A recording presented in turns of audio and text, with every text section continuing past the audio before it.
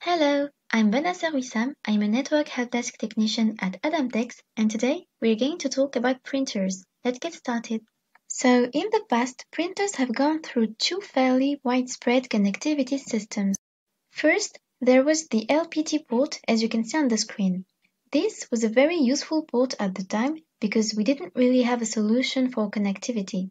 Today, it's obsolete because it has been replaced by the USB port. The latter is really a universal solution, and it's a solution that will be found on absolutely all printers. Over time, we started to use RJ45 cables, or Wi-Fi, to transmit printing via the network. These were solutions that allowed us to get rid of the cables. For Wi-Fi, for example, it was really interesting to be able to get rid of the cables and to be able to put the printer in almost any place without having cable problems, etc. So it was a bit slower, but it was really innovative. And then we started to use RJ45 cables, which made the transmission of files for the printer more fluid. So it made it possible to print faster.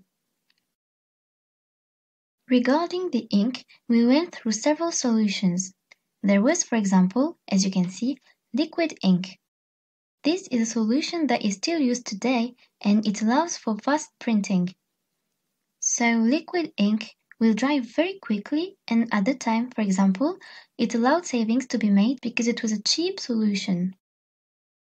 Today, the problem is that we have the laser solution, which is going to supplant the liquid solution because in the long term, the result is going to be more interesting economically speaking and also on the paper. So it will last longer. Printers have different aspects depending on their use. That is to say, for small offices, we will have a really small printer which will permit slow printing, but which will be effective for a small number of people. Then, depending on the use, as I said, for a large office, we'll prefer several printers or even several large printers. The problem with these printers is that, economically speaking, in the short term, it's not interesting because we have printers that are going to be widespread and that are quite large.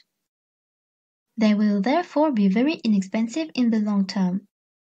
In the short term, contrarily, it will be expensive, but in the long term, it will allow us, economically speaking, to have the best solution and to have, for an office, fast and controlled printing.